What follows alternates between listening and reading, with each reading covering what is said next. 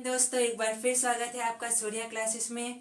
दोस्तों आज से पहले की क्लासेस में हम लोगों ने डीसी सीरीज और डीसी शंट मोटर के बारे में डीपली पढ़ा था कि उसका फिगर कैसे होता है, उसकी फील्ड वाइंडिंग आर्मेचर से कैसे जुड़ी होती है और उसका कैरेक्टरिस्टिक्स कर्व कैसा होता है और उसके एप्लीकेशंस क्या क्या हैं। आज हम लोग डीसी कंपाउंड मोटर के बारे में विस्तृत रूप से अध्ययन करेंगे। दोस्तों जैसा कि मैंने पहले बताया था कि डीसी कंपाउंड मोटर में हम लोग क्या करते हैं, फील्ड वाइंडिंग को दो भागों में बांटकर एक को आर्मेचर की सीरीज में और एक को आर्मेचर के पैरेलल में जोड़ देते हैं। सीरीज में जोड़े गए फील्ड वाइंडिंग को सीरीज फील्ड और पैरेलल में जोड़े गए फील्ड वाइंडिंग के पार्ट को शंट फील्ड कहते हैं। और इस पूरे जो संरचना हो जाएगी डीसी मोटर को, उसको हम लोग क्या कहेंगे, डीसी कंपाउंड मोटर। कंपाउंड मतलब ये होता है क्या दोस्तों, मिला हुआ, मतलब इसमें सीरीज फील्ड और शंट फील्ड दोनों दोनों जो है मिले हुए होते हैं। इस तरह से इसका डायग्राम होता है।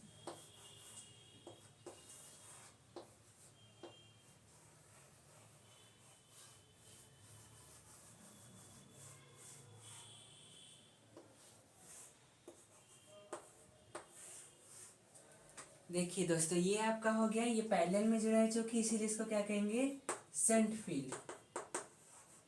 और चूंकि ये सीरीज में, इसीलिए ये आपका क्या हो जाएगा, series field.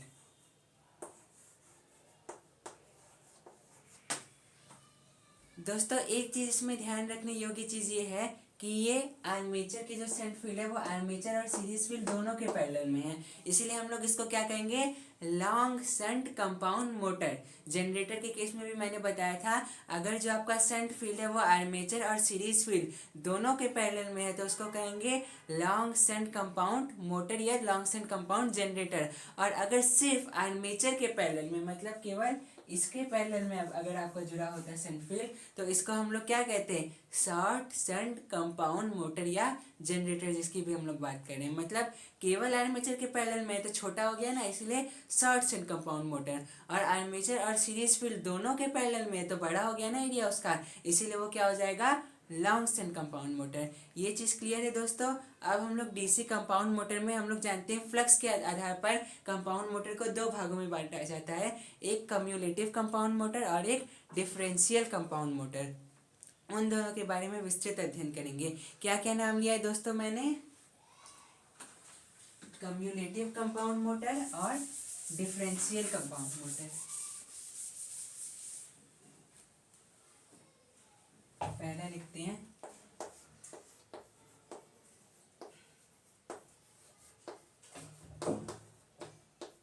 Cumulative compound motor. दूसरा क्या है,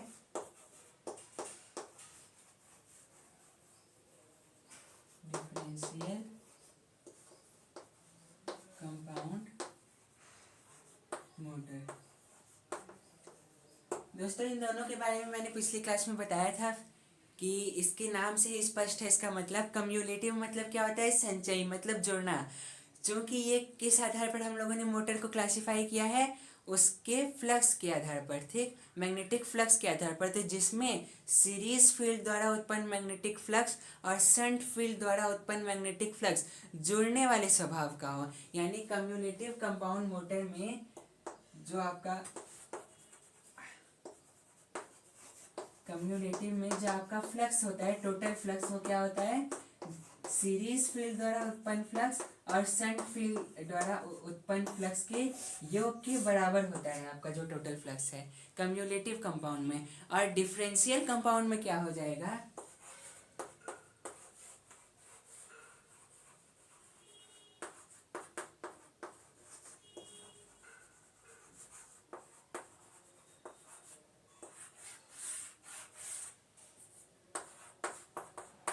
यहीं पे बस जो है आपका माइनस लग जाएगा, ठीक दोस्तों। डिफरेंशियल नाम से स्पष्ट है कि क्या हो रहा है, डिफरेंस हो रहा है। अब डिफरेंस किसका हो रहा है, क्योंकि हम लोगों ने मैग्नेटिक फ्लक्स के आधार पर मोटर को क्लासिफाई किया कम्युलेटिव और डिफरेंशियल में, इसलिए शंट फील्ड द्वारा उत्पन्न मैग्नेटिक फ्लक्स और सीरीज फील्ड द्वारा उत्पन्न मैग्नेटिक फ्लक्स में डिफरेंस हो रहा है, इसीलिए इसको हम लोग क्या कहते हैं, डिफरेंशियल कंपाउंड मोटर। दोस्तों जो कम्युलेटिव कंपाउंड मोटर और डिफरेंशियल कंपाउंड मोटर का बेसिक प्रिंसिपल है कि इसको किस आधार पर क्लासिफाई किया है वो मैंने बता दिया है। अब हम लोग देखते हैं कि इसका जो करेक्टरिस्टिक्स कर्व होता है, 3 तरह के करेक्टरिस्टिक्स कर्व होते हैं, वो कैसे कैसे खींचा जाता है, कैसे कैसे होता है, इसके लोड में और स्पीड में और टॉर्क तीनों में आपस में क्या रिलेशन है वो हम लोग देखते हैं।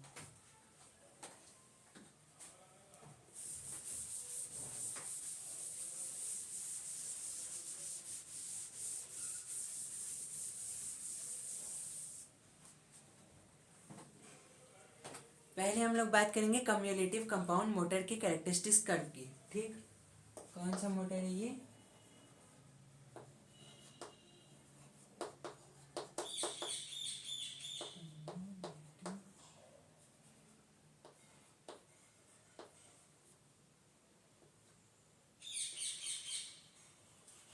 Compound motor. पहले हम लोग जानेंगे load torque characteristics curve. Load torque characteristics curve. 3 तरह के कैरेक्टरिस्टिक्स कर्व का हम लोग अध्ययन करते हैं डीसी मोटर में। Load torque characteristics curve, load speed characteristics curve और स्पीड टॉर्क कैरेक्टरिस्टिक्स कर्व। ये तीनों ध्यान में रखिएगा। लेकिन अगर यही डीसी जनरेटर हो जाए तो क्या हो जाएगा? Open circuit characteristics curve, external characteristics curve और इंटरनल कैरेक्टरिस्टिक्स कर्व। इस चीज़ का दोस्तों ध्यान रखिएगा। अब लोड टॉर्क कैरेक्टरिस्टिक्स कर्व, यहाँ पर हम लोग क्या लेते हैं? टॉर्क, और यहाँ पर लोड। ठीक दोस्तों एक चीज़ ज़रूर ध्यान रखिएगा, कम्युलेटिव कंपाउंड मोटर का कैरेक्टरिस्टिक्स कर्व खींचने से पहले इसका जो कर्व जाता है वो सीरीज और शंट के बीच का होता है। जैसे टॉर्क और करंट, ये आपका load current torque characteristics curve में सीरीज में क्या होता है? इस तरह से कुछ कर्व जाता है, यानी सीरीज में टॉर्क जो होता है वो आर्मेचर करंट के वर्ग के अनुक्रमानुपाती होता है। और शंट में क्या हो जाता है? जो टॉर्क है वो किसके अनुक्रमानुपाती होता है? केवल आर्मेचर करंट के। तो इसका जो ग्राफ था वो लीनियर जाता था, इस तरह से जाता था।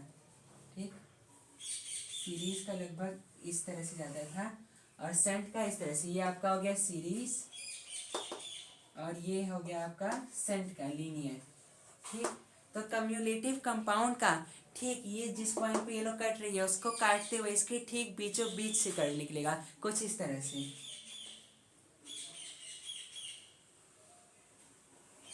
ये कर्व जो आपका हो गया वो किसका हो गया?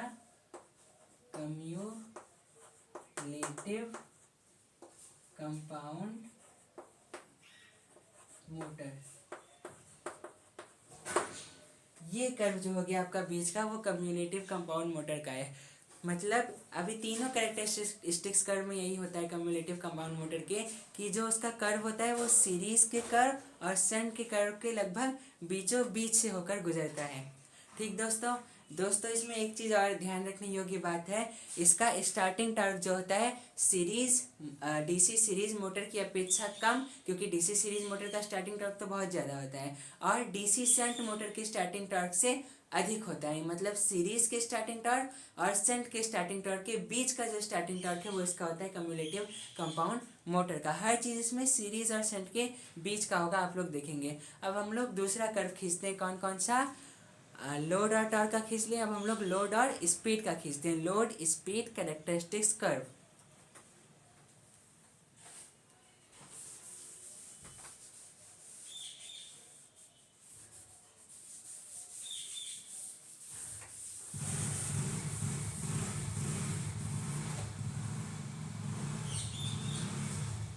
लोड स्पीड कैरेक्टरिस्टिक्स कर्व, ये लोड है, स्पीड है, ये हो गया आपका स्पीड। स्पीड को हम लोग एन से डिनोट करते हैं डीसी मशीन्स में, और ये हो गया आपका क्या? यानी लोड। ठीक, अब दोस्तों कम्युलेटिव कंपाउंड का कर्व खींचने से पहले हम लोग देखेंगे कि इसी load speed characteristics curve series का कैसा था और शंट का कैसा था। सीरीज का कुछ इस तरह से था, आपको याद होगा, लोड स्पीड है ना, इस तरह से। ये था किसका? सीरीज का, डीसी सीरीज मोटर का। और शंट का ये लगभग इस तरह से था ना दोस्तों, इसी तरह से। तो अब हमको क्या चाहिए? इसके बीच का चाहिए, इससे बीच बीच का होके गुजरे। ठीक, तो इसका भी लगभग जो जाता है वो इस तरह से होता है, दोनों के बीच से जा रहे हैं ना। मतलब ये भी जो है लगभग कांस्टेंट स्पीड प्रदान करता है, लेकिन शंट की अपेक्षा कम कांस्टेंट। जैसे ये आपका शंट का है, डीसी शंट का मोटर का, और ये किसका है? कम्युलेटिव कंपाउंड का।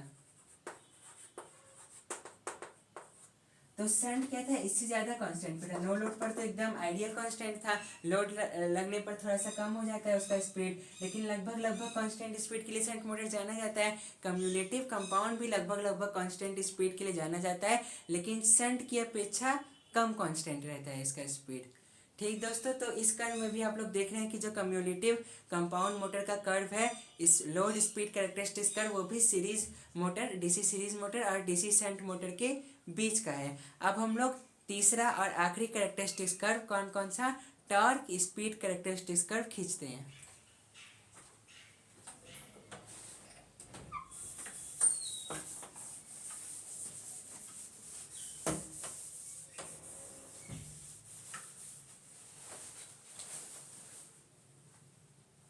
कौन सा कैरेक्टरिस्टिक्स कर्व दोस्तों अब खींचेंगे हम लोग? टॉर्क स्पीड कैरेक्टरिस्टिक्स कर्व, आखिरी वाला।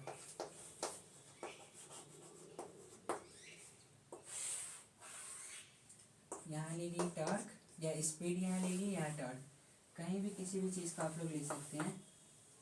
अब दोस्तों मैंने क्या बताया कि कम्युलेटिव कंपाउंड मोटर का कैरेक्टरिस्टिक्स कर्व कैसा होता है? सीरीज और शंट के बीच का। तो हम लोग याद करेंगे सीरीज में कैसा था, शंट में कैसा था। सीरीज का टॉर्क स्पीड कैरेक्टरिस्टिक्स कर्व इस तरह से था, और शंट का लगभग लगभग कांस्टेंट इस तरह से था। तो कम्युलेटिव का कैसा होता है? उसके लगभग बीच से जाता है इस तरह से, ये इस तरह से होता है कम्युलेटिव का कैरेक्टरिस्टिक्स कर्व। मतलब ये भी लगभग कांस्टेंट, ये आपका हो गया सीरीज का, ये हो गया शंट का,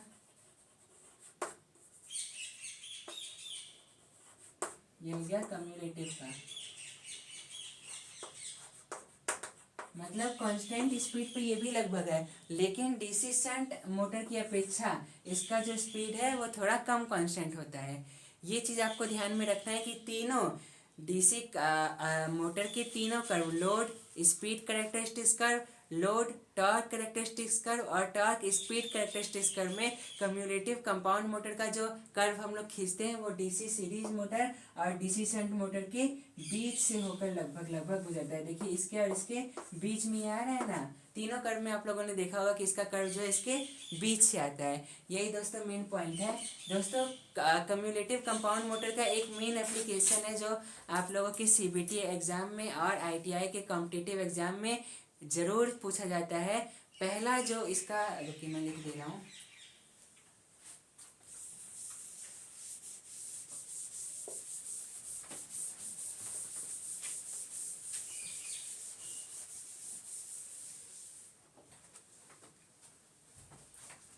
पहला इसका एप्लीकेशन आता है एलिवेटर।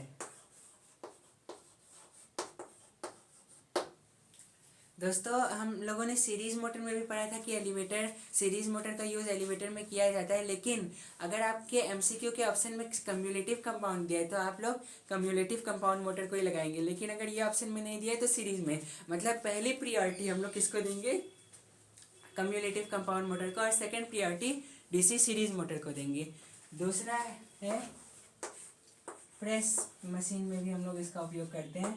तीसरा रोलिंग मशीन, ये बहुत पूछा जाता है दोस्तों कि रोलिंग मशीन में किस तरह की डीसी मोटर का यूज़ करते हैं, तो हम लोग किसका करते हैं? कम्युलेटिव कंपाउंड डीसी मोटर का यूज़ करते हैं रोलिंग मशीन में। ये तीन इसके एप्लीकेशन बहुत इंपॉर्टेंट है, इसको याद कर लीजिएगा। अब हम लोग पढ़ेंगे डिफरेंशियल कंपाउंड मोटर के बारे में।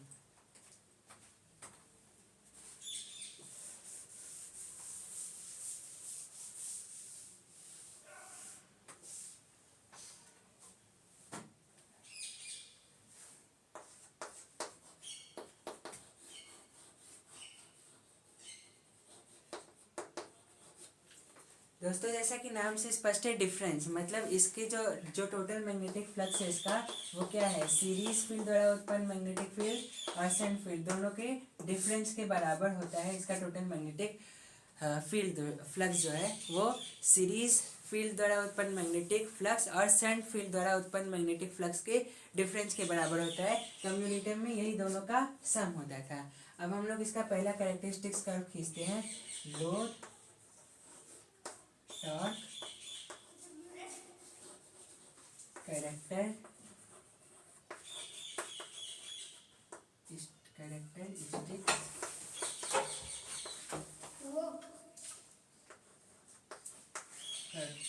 Load torque characteristics curve. दोस्तों ध्यान दीजिएगा,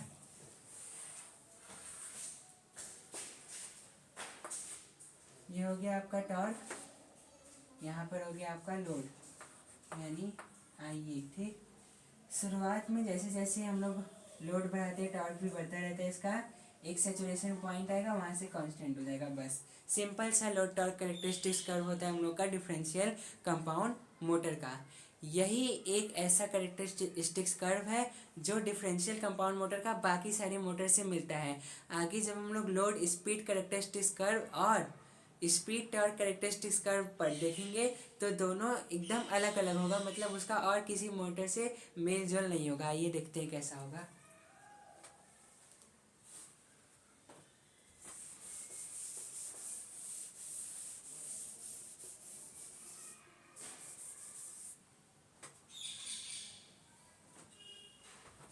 अब हम लोग देखते हैं लोड स्पीड कैरेक्टरिस्टिक्स कर्व। यहाँ का स्पीड हो गया, ये हो गया लोड। इस तरह से दोस्तों हो जाएगा, इस तरह से। और सेम यही कर्व किसका होगा, आपका टॉर्क स्पीड के बीच का। टॉर्क और स्पीड कैरेक्टरिस्टिक्स कर्व भी आपका लगभग सेम इसी तरह होगा। इस तरह से जाता है इसमें डिफरेंशियल कंपाउंड मोटर में। मतलब इसका बाकी, क्योंकि डिफरेंशियल कंपाउंड है मतलब कम्युलेटिव के ठीक विपरीत है ये, इसीलिए इसका जो कर्व भी बनता है वो सबसे विपरीत बनता है। समझ रहे हैं ना दोस्तों। यानी यहाँ पर आप लोग देख रहे होंगे कि जैसे जैसे आपका लोड बढ़ रहा है वैसे वैसे स्पीड भी बढ़ रहा है। ऐसा और किसी मोटर में नहीं होता है। सीरीज में भी लोड बढ़ेगा तो आपका स्पीड कम होगा, शंट में लगभग लगभग कांस्टेंट रहेगा, कम्युलेटिव कंपाउंड में भी कांस्टेंट रहता है लेकिन शंट की अपेक्षा थोड़ा कम कांस्टेंट रहता है। लेकिन डिफरेंशियल कंपाउंड मोटर में एकदम अलग रहता है, इसमें लोड बढ़ने पर स्पीड भी बढ़ता है। इसका उपयोग इसीलिए बहुत कम किया जाता है। बैटरी चार्जिंग प्रक्रिया में इस मोटर का हम लोग यूज़ करते हैं बेसिकली, और ज़्यादा इसका यूज़ उतना किया नहीं जाता है। जनरेटर में आप जाएंगे तो इसका एक बहुत बड़ा एप्लीकेशन है डिफरेंशियल कंपाउंड जनरेटर का। आर्क वेल्डिंग में इसका यूज़ किया जाता है। ये क्वेश्चन कॉम्पिटिटिव एग्जाम में ज़रूर पूछा जाता है दोस्तों। इसीलिए ये दोनों मोटर को आप लोग, मैं आशा करता हूँ अच्छे से समझ लिए होंगे। अब हम लोग बात करेंगे किसकी, डीसी मोटर में प्रयोग किए जाने वाले स्टार्टर की। स्टार्टर की मूलभूत जो अवधारणा है वो मैं आपको आज की वीडियो में बता दे रहा हूँ। फिर स्टार्टर कितने टाइप्स के होते हैं और उन टाइप्स के बारे में डीपली ये मैं आपको अगले वीडियो में बताऊँगा। चलिए दोस्तों स्टार्टर पढ़ते हैं।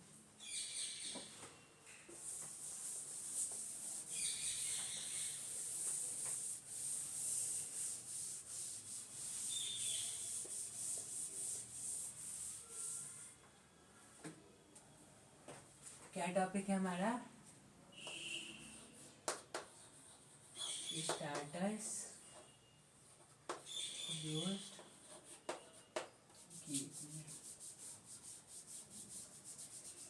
पहले लिख लेते हैं स्टार्टर्स ऑफ डीसी मोटर। दोस्तों सबसे पहला सवाल तो ये उठता है कि व्हाट इज स्टार्टर। स्टार्टर होता क्या है। ठीक, तो नाम से स्पष्ट है, स्टार्टर मतलब जो मोटर को स्टार्ट कर दे। मतलब स्टार्टिंग प्रक्रिया में हम लोग एक युक्ति को लगाते हैं जिसे स्टार्टर कहते हैं, जो मोटर को स्टार्ट करने में सहायक होता है। अब दूसरा सवाल ये उठता है कि स्टार्टर की ज़रूरत क्यों है डीसी मोटर में, और अगर हम बिना स्टार्टर के डीसी मोटर को स्टार्ट करेंगे तो क्या क्या नुकसान हो सकता है। तो दोस्तों देखिए, बिना स्टार्टर के किसी भी मोटर को कभी स्टार्ट नहीं करना चाहिए, उससे मोटर की वाइंडिंग जल सकती हैं। क्यों जल सकती हैं? क्योंकि शुरुआत में स्टार्टिंग करंट बहुत ज़्यादा होता है। उसी को मिनिमाइज करने के लिए हम लोग क्या करते हैं, स्टार्टर का यूज़ करते हैं। चाहे डीसी मोटर हो, चाहे आगे हम लोग इंडक्शन मोटर भी पढ़ेंगे तो उसमें भी इसी उद्देश्य से हम लोग स्टार्टर का यूज़ करते हैं। क्यों यूज़ करते हैं स्टार्टर का हम लोग? क्वेश्चन आपका है, why we use starter in DC motor. ये बहुत इंपॉर्टेंट क्वेश्चन है। Why we use starter in DC motor, या कोई भी मोटर, इंडक्शन मोटर भी होगा तो भी उसका आंसर सेम यही रहेगा। क्या रहेगा answer? To minimize starting current. Starting current के मान को कम करने के लिए। अब तीसरा और आखिरी सवाल मेन ये है कि स्टार्टिंग करंट का मान, शुरू में जो करंट बहता है उसका मान ज़्यादा क्यों होता है? हमने अभी अभी बोला ना, स्टार्टर का यूज़ इसलिए करते हैं क्योंकि स्टार्टिंग करंट का मान बहुत ज़्यादा उसे होता है। उसी को कम करने के लिए, यानी उसी को मिनिमाइज़ करने के लिए हम लोग डीसी मोटर में या इंडक्शन मोटर में स्टार्टर लगाते हैं। तो स्टार्टिंग करंट का मान क्यों कम ज़्यादा होता है? इसके दो रीज़न हैं। पहला रीज़न ये है कि इस डीसी मोटर में आर्मेचर का रेजिस्टेंस बहुत कम होता है। दूसरा रीज़न ये है कि शुरू में बैक ईएमएफ जो डीसी मोटर में हम लोग डीसी मोटर को जब घुमाते हैं तो वो फ्लक्स कटिंग एक्शन के फलस्वरूप मेन करंट का जो अपोज करता है वो बैक ईएमएफ उत्पन्न नहीं होता है, क्योंकि शुरू में तो घूम ही नहीं रहा है, फ्लक्स कटिंग एक्शन ही नहीं हो रहा है, तो बैक ईएमएफ कहाँ से उत्पन्न होगा? नहीं होगा। जैसे जैसे मोटर घूमना स्टार्ट कर देगा बैक ईएमएफ उत्पन्न हो जाएगा और वो स्टार्टिंग करंट को क्या कर लेगा? कंपनसेट कर देगा, मतलब एक सुरक्षात्मक मान तक सीमित कर देगा, ये कह सकते हैं। लेकिन शुरुआत में तो बैक ईएमएफ नहीं है, तो स्टार्टिंग करंट बहुत ज़्यादा आएगा जिससे मोटर जल सकता है। उसी को कम करने के लिए हम लोग क्या करते हैं? स्टार्टर लगाते हैं। जैसे जैसे डीसी मोटर अपनी घूर्णन गति को पकड़ लेता है तब हम लोग क्या करते हैं? स्टार्टर को परिपथ से हटा देते हैं, क्योंकि तब बैक ईएमएफ मोटर में जनरेट हो जाता है और वो मेन करंट को क्या कर देता है? कंपनसेट कर देता है। इतना क्लियर हुआ दोस्तों? तो फिर दो पॉइंट हमने क्या क्या बोले, स्टार्टिंग करंट क्यों ज़्यादा होता है? Why the value of starting current is high. ठीक, इसके दोनों आंसर क्या है? पहला पॉइंट ये है, because armature resistance is too low. क्योंकि आर्मेचर रेजिस्टेंस का मान शुरू में बहुत कम होता है, लगभग 1 ओम के बराबर होता है इसका मान। और दूसरा और सबसे मेन रीज़न क्या होता है कि there is no back EMF in starting. There is no back EMF in starting.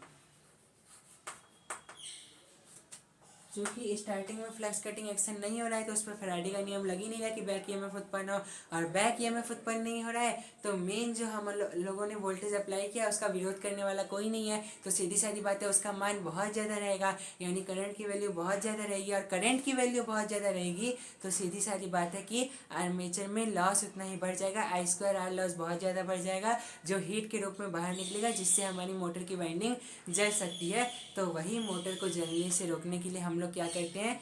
Starter का यूज़ करते हैं। दोस्तों डीसी मोटर में स्टार्टर 3 तरह के होते हैं। कौन कौन से स्टार्टर होते हैं? एक 2 पॉइंट स्टार्टर, एक 3 पॉइंट स्टार्टर और एक 4 पॉइंट स्टार्टर। तीन तरह के स्टार्टर होते हैं। कल हम इन तीनों स्टार्टर के बारे में डीपली पढ़ेंगे। आज हम लोगों ने स्टार्टर की मूलभूत जो कॉन्सेप्ट है उसको समझ लिया है। स्टार्टर का यूज़ हम लोग क्यों करते हैं ये भी समझ लिया है। स्टार्टिंग करंट को कम करने के लिए स्टार्टिंग करंट क्यों ज़्यादा होता है ये भी समझ लिया है।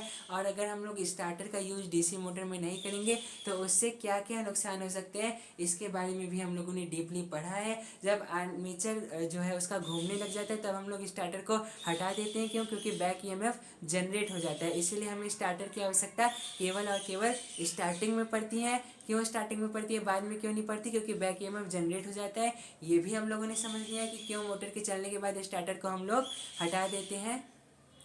तो स्टार्टर की जो मेन कॉन्सेप्ट था, जो मेन प्रिंसिपल था, वो आप लोगों ने समझ लिया है। अब हम ये स्टार्टर होता कैसा है, इसको डीसी मोटर में कैसे संयोजित करते हैं, किस तरह से संयोजित करते हैं। तो दोस्तों करंट को मिनिमाइज़ करना है। करंट को कौन मिनिमाइज़ करता है? रेजिस्टेंस। तो हम लोग आर्मेचर के ठीक सीरीज में एक रेजिस्टेंस लगाकर करंट को मिनिमाइज़ करते हैं। अब किस तरह से करते हैं वो 2 पॉइंट 3 पॉइंट 4 पॉइंट स्टार्टर कल मैं अगली वीडियो में आप लोगों को डीपली समझाऊंगा, तो आप लोगों को समझ में आएगा।